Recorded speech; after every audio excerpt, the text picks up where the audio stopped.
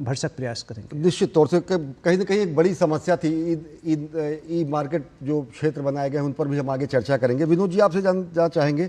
कि बाकायदा जैसे आकांक्षी जिलों की घोषणा की गई थी जहां पर आधारभूत संरचना की कमी थी, वैसे कम उत्पादकता के 100 से ज़्यादा जिलों की पहचान की गई और वहां पर दीर्घकालिक उपाय के तहत इन योजनाओं को लागू किया जा रहा है, चाहे वो धन धान्य कृषि योजना हो या फिर दलहन मिशन की।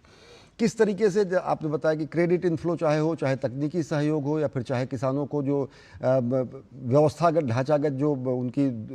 दुश्वारियां हैं उनको दूर करने के क्या उपाय किए गए? देखिए, दो ही रास्ते हैं। एक तो किसान का इनपुट कॉस्ट है वो कम हो जी, और दूसरा उसको एग्रोनॉमिक सपोर्ट और एक्सटेंशन सर्विसेज मिले,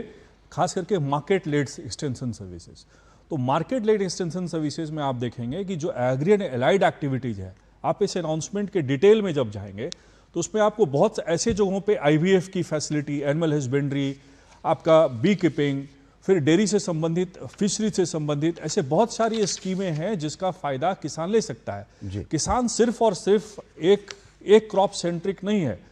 तो ये व्यवस्था जो आज तक किसी ने समझा नहीं, वो हमारे माननीय प्रधानमंत्री जी ने उन किसानों का दर्द समझा।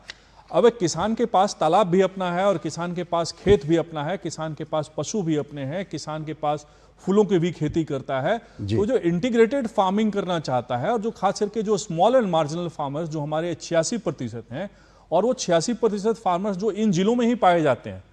आप अगर आंकड़ों को खंगालेंगे तो जैसे जो बाकी के 11% किसान हैं वो उनके पास 56% जमीनें हैं पूरे नेट एरेबल एरिया का। तो जो बाकी का जो हमारा रकबा है जिसमें स्मॉल एंड मार्जिनल फार्मर्स किस प्रकार से खेती कर सकें उसके लिए पूरा एक दारोमदार है। दूसरा, आप मार्केट लेग एक्सटेंशन सर्विसेज में कोई सीबॉट, अब शिकागो बोर्ड ऑफ ट्रेड तय नहीं करेगा कि प्राइस, दाल का प्राइस क्या होगा, अब वो हमारा किसान स्वयं तय करेगा, क्योंकि सरकार को पहले से मालूम होगा कि हमारे इतने लाख किसान दाल की खेती कर रहे हैं। तो हम 70,000 करोड़ रुपए जो दालों के आयात पे खर्च करते हैं और कभी इस ब्लॉक में कभी उस ब्लॉक में आप जियोपॉलिटिकल चेंजेस देख रहे हैं, तो आत्मनिर्भरता की एक नई रेखा खींची जा रही है, एक नया होराइजन बनेगा इससे। और सिर्फ दलहन ही नहीं बल्कि जैसे हम कई क्षेत्रों में उत्पादक बड़े हैं लेकिन उसका हम एक्सपोर्ट नहीं कर पा रहे हैं, तो एक्सपोर्ट लेड एक्सटेंशन सर्विसेज, खास करके फिशरीज के जितने प्रोडक्ट हैं, बी कीपिंग के जितने प्रोडक्ट हैं, अब बी कीपिंग में मधु जो होता है वो तो बाय प्रोडक्ट होता है,